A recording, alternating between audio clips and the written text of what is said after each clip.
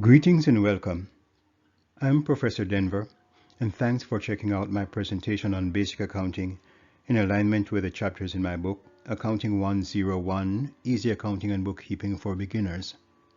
This session is about concepts presented in Chapter 5, Elements of Income Statement, and centers on the typical income statement or profit and loss format reported and published as part of a firm's annual financial statement, and with the titles of the major categories or elements shown in a multi-step or stacked format for each period to easily perform horizontal and vertical analyses across different accounting periods.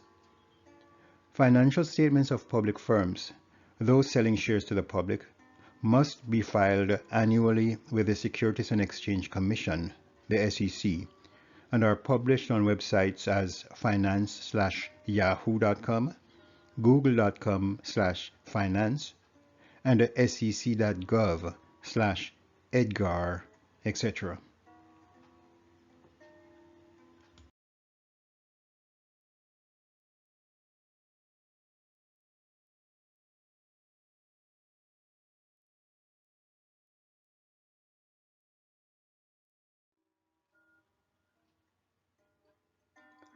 The income statement is one of the annual financial statements of a company and is also known as a profit and loss statement.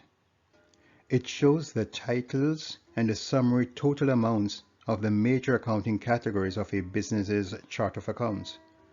The titles and total amounts represent the top level of a category's hierarchy.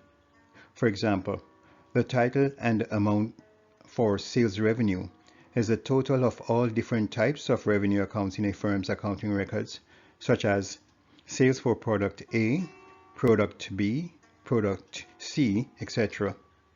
The title and amount for cost of goods sold is the sum total for different types of cost of goods sold for products A, B, and C, etc.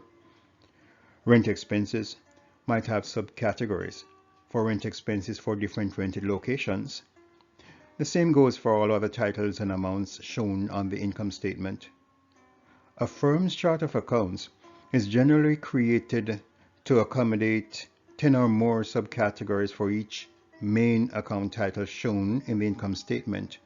For example, the chart of accounts might show 40101 to 40199 for different types of sales revenues, 40201 to 99 for other revenues, and 40301 to 99 for types of cost of goods sold, etc., to accommodate up to 99 subcategories of similar types of general ledger accounts. Categories in the income statement are shown usually vertically in the order of most significant to least significant, beginning with revenue accounts, cost of goods sold, and gross profit, followed by sections showing operating and administrative expenses.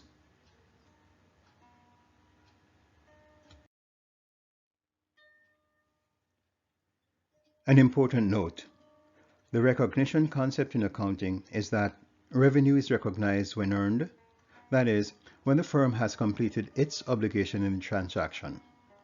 On the other hand, expenses are recognized immediately when incurred by the firm and is related to the principle of conservatism. The relationship between revenues, expenses, and net profit is summarized as follows. When the firm has a net loss, the total expenses, including cost of goods sold, are greater than revenue for the period. However, the firm has net income for the period if total revenues are greater than expenses, including cost of goods sold. The income statement summarizes the operating activities of the organization over a period called the operating cycle of the organization.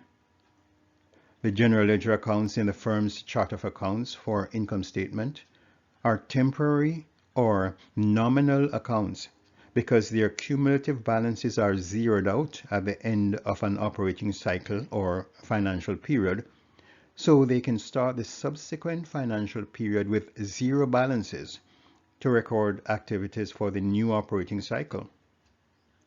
The chart of accounts shows the categories, descriptions, and the general ledger account numbers that make up the elements of the income statement, and shows revenue account numbers beginning with the number 4 and expense account numbers beginning with the number 5.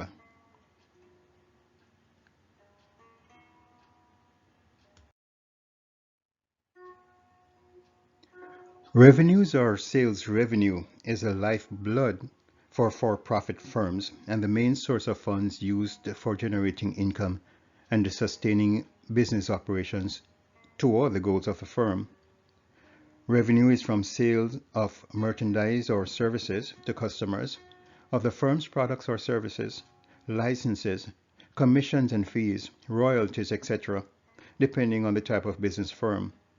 Sales to customers might be for cash or on credit terms, allowing customers time to pay at a later date, such as in 30 to 90 days, and are major sources of revenue for large organizations. Sales on credit are recorded by debiting the account's receivable general ledger account and the crediting sales or revenue account.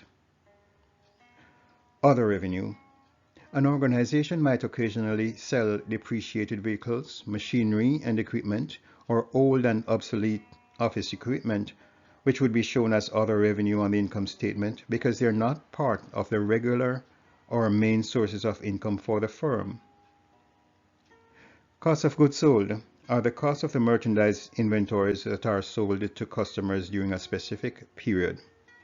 The related costs to acquire the inventories that are sold are expensed and are called cost of goods sold for the period.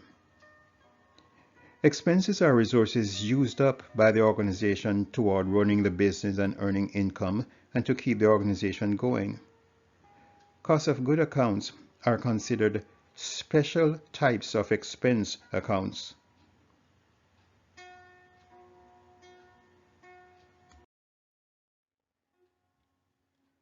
Some popular categories of expenses include rent expense. These are used to record and keep track of rental expenses incurred by the organization for use of building facilities owned by third parties, such as landlords or property renting agencies, usually for monthly periods. The amounts paid or due for the period accrued to landlords or agencies at the balance sheet date are recorded by debiting rent expense account and crediting the cash account when paid, or crediting accounts payable account for unpaid rent. Salaries and wages expense ledgers record and keep track of amounts incurred by the firm for services provided by employees of the organization for wages and salaries, including amounts paid or due for the period. A brief note on employees versus independent contractors. Organizations must distinguish between amounts paid for the services of employees of the firm and amounts paid for services by outside individuals and the firms called independent contractors. The activities of employees are controlled directly by the human resources guidelines, job descriptions, and policies of the firm, while independent contractors are not controlled by the firm but are expected to use their own professional expertise, judgment, and methods to perform services to the organization. Their services are treated as third-party transactions, and no federal withholdings or matched payments are required by the firm. Independent contractors are responsible for their own taxes.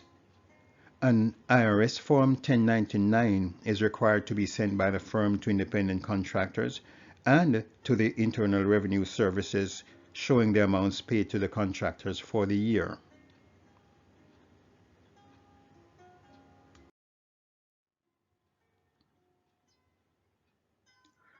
Office expenses and supplies are amounts paid for everyday office supplies such as paper and ink toner for printers, paper clips and file folders, pens and pencils used in the office, etc., which are expensed immediately when purchased.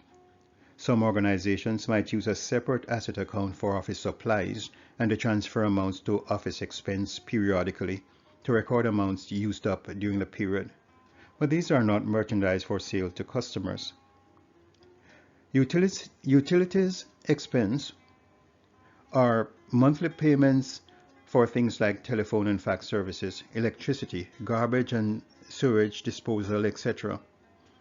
Mobile phones used strictly for business purposes by employees may also be charged to this account. Note that phone and fax services might be included in the office expenses category or under a separate telephone expenses category instead of utility expenses. Insurance expenses account for the amount of premiums used up for the period for insurance policies on business property and liability insurance against damage to private individuals and other organizations and are recorded in this account. Premiums paid on life insurance policies on the lives of senior executives are also usually recorded to this account, although a separate expense account may be created for this.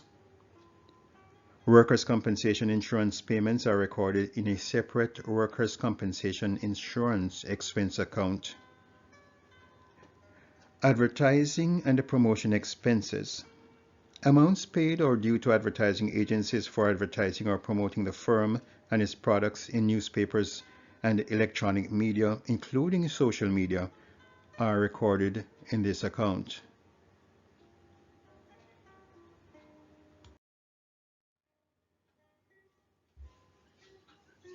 Depreciation expense.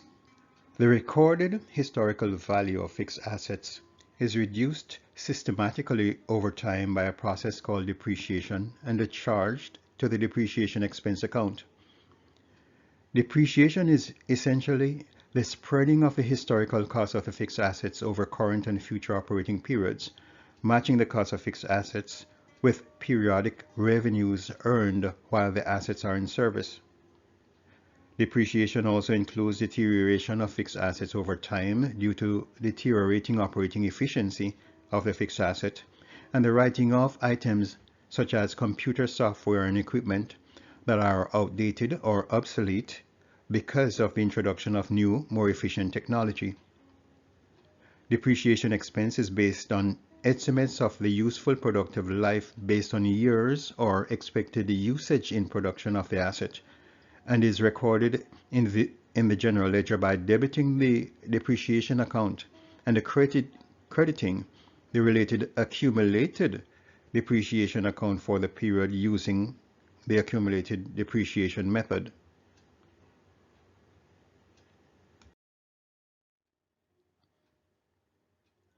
Vehicle traveling and entertainment expenses include amounts such as lease payments for company vehicles, gas and tolls paid by the firm, traveling expenses paid for business trips such as hotel rooms, airline, ship and train tickets, and business meals and entertainment expenses allowable by the IRS.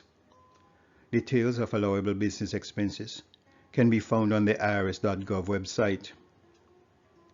Bad debt expenses are estimates by accountants based on the unpaid accounts receivable balance or a percentage of the monthly credit sales for amounts that are not expected to be paid by customers when they become due.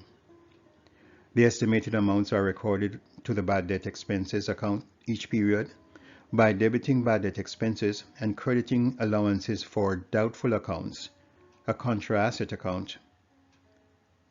That is all for now. Thanks for watching this demonstration and have a great day.